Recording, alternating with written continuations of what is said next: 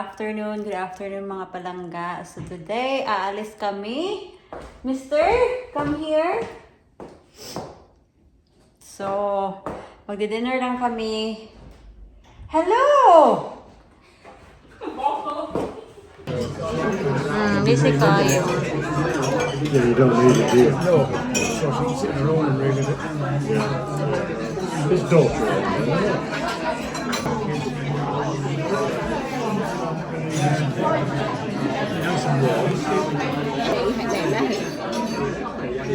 Kain!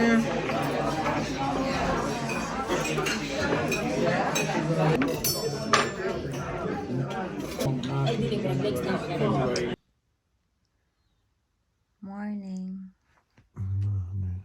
You're fatty, I'm honey. not saying good morning, because there's nothing good about it. No, don't, just careful. Cover your Forward. Yeah, your face is swelling, hon. Well, no, it is. You see it, mirror. So, he had a breakfast with a Bix and then nag-rinse A siya salt sa mouthwash. And now coffee. and coffee with straw. And I've got a fat face. They butchered me. So violent yesterday when they did it. Honey! It was. I'm not joking. It's like they're nearly knocking my head sideways. They're pushing the skin off the bone. It was horrendous. And then it's like making a hole in my jaw to get the doofy out. Dear. At least you've done it, hon. Yeah, I know. You've done it now. So, I might live another 50 years. another 50 years now. I'm just cooking rice for now because meron tayong leftover na braised pork. So, ito yung agahan ko. Ang dilim-dilim na tingnan, no? Ano pa? Maaga pa dito. It's just that the extension is making the house very dark. Masama ang weather ngayon, mga loves. So, nag-i-snow. Char, hindi ay. Umuulan. Umuulan buong araw. Hello! My driver for today. I can see Han here on the side. Look at the camera. Oh, Look. got a fat face. Well, you would have a fat face. You've been beaten up like I was. Kawawa naman eh. The butcher's got me. Yeah, so, Let's have a look. it's swollen. Yeah, it's swollen. Call me fatty face. You're not fatty, it's just swollen. So I'm just gonna pick up a spaghetti, mga palangga. Kasi binigyan ako ni Ate Karen ng spaghetti. Sabi ko, ate, wag na kasi Why is he wanting to take us that way? I don't know. Kasi nakakahiya. We're gonna go to the bypass. Don't follow that. Nag-insist talaga siya na kunin ko daw sa bahay nila. Let me Sabi press ko, it. At the okay. end of the road, turn right. So, ayun. Kukunin Now ko. turn right.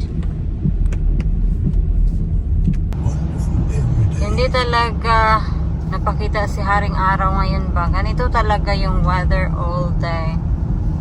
Kailan pa kaya mangyayari na we will have a white Christmas sun? Do you think it will happen? In your lifetime, did you have a white Christmas? Yeah. So ito na mga loves. Thank you, Ate Karen. So go down aside in here. We can get around here, can't we? Tingnan nyo kung sino yung nandito. Namamas ko. Yan. Kaninang umaga pa yan. So dumaan din pala kami sa Tesco. So, thank you ulit dito, ate, sa food. Ay, natanggal yung bulaklak. Ay, naku naman. Tingnan niyo. Natanggal. I'll get the wood. John, can you listen to your wife? John! Hindi naman talaga nakikinig tong asawa na to, eh. Bakit nag-asawa pa? Hindi naman nakikinig. Ay, nako.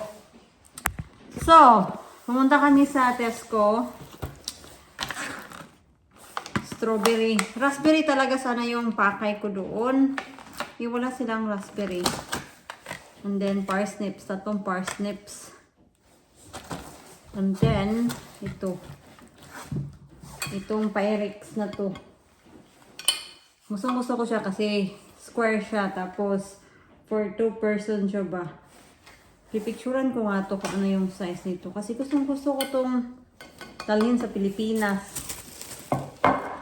And bumili din tayo ng sponge and bulaklak. Sabi ni Mr. Pumili ka na ng bulaklak. And to be honest mga loves, wala silang masyadong display ng bulaklak. Meron siguro, lalo na nung morning. And doon sa selection nila, wala akong masyadong nagustuhan. Pero this is the best among the display. So, ayun, ito na lang. Kasi gusto ko sana yung red roses. Walang red roses doon. And so, ito, masarap to mga palangga. And mainit pa talaga yung spaghetti ni Ate Karen ba? Bango. Thank you. Text ko muna siya kasi para ma-update siya na nandito kami sa bahay na. I was about to arrange the flowers mga palangga and tingnan nyo! I didn't realize na meron palang pa-teddy. Kaya pala medyo mahal siya for just this kind of flower. May pa-extra pala na teddy.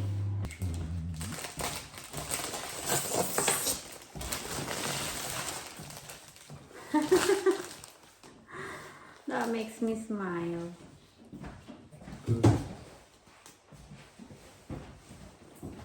Remove na natin to kasi baka mabasa to dito.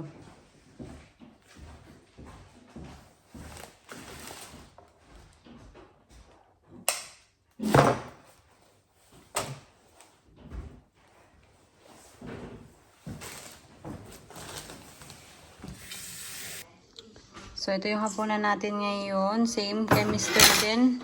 Here, So, mocktail tayo. need my straw. Your straw. Enjoy! So, ito yung hapunan namin. So, mashed potatoes. Same lang talaga kay Mr. So, meron akong burger patty dito din. Tapos, naglagay na lang ako ng mushroom sauce with bacon. Para siyang ba sa atin, inspired sa Jollibee. Yung burger patty and rice sa Jollibee, diba? Pero dahil yun si Mr. mas prefer niya at the moment yung mashed potato. So, mashed potato. And now, in her legal action, she has accused him of sexual harassment and starting a sniff. Hoy! Something he The So, gumagawa siya ng kanyang trifle. wounded is making the trifle. Kasi ayaw Hello, niya na ako yung gumawa ng trifle. darling. Yes. I think what you could do with yours, right? Why is it not? What's that? Is that?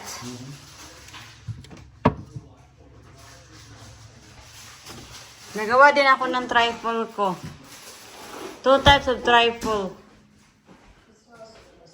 So, yung trifle ko is my jelly So siya. what you could do is cut some slices off and just lay them round. Yeah. Yeah? And then we'll freeze the rest of this. I'm going to put too much in. So, yung akin, meron siyang jelly and fruit. Kay Mr. kasi pure, talaga, sponge and custard lang yung nilalagay niya.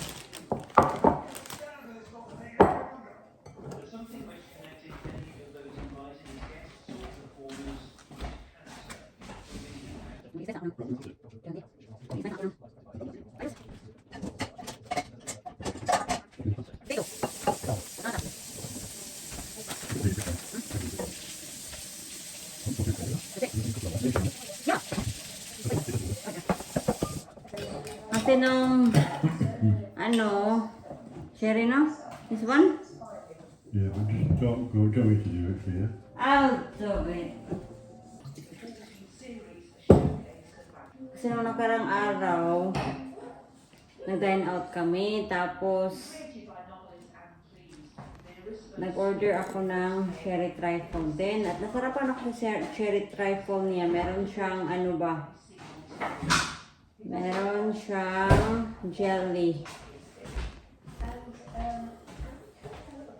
So ayun, na-inspired ako na gumawa. Sinabi ko kay Mr. na why not nalagay ka ng jelly sa trifle mo. Sabi niya ayaw niya. Sabi ko gagawa ako. Gagawa ako ng sarili kong trifle. Little bit more. Don't go too quick. No, you've got enough there. You'll kill it, darling. You'll just make it too strong. Kill it with ano? Sherry. Masarap.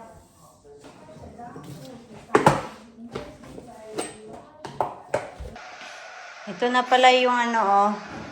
Nalagyan na namin ng custard. Hindi ko na na-film kasi tumawag yung ate ko. And ngayon, mag-i-snack tayo. Thank you, ate. Talaga, ang sarap mga loves. It looks so masarap. So, mag-i-snack tayo para, ano ba, makatikim tayo.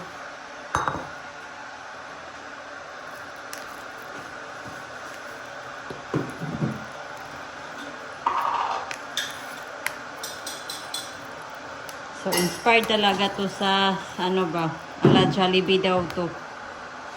Do you want Kasi wala namang, yes please. You don't need a spoon there, huh? You got sausages. Yeah, just like, Filipino spaghetti.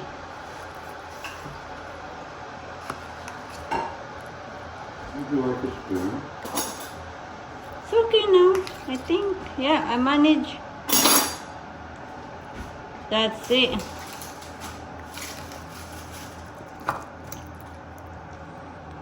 Don't taste that properly. So, nilagay ko lang siya sa microwave for 30 seconds para mawala yung chill niya.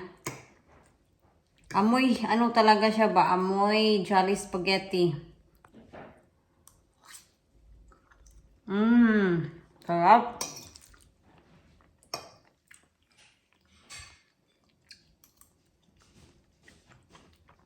Wow. Harap nito mga loves.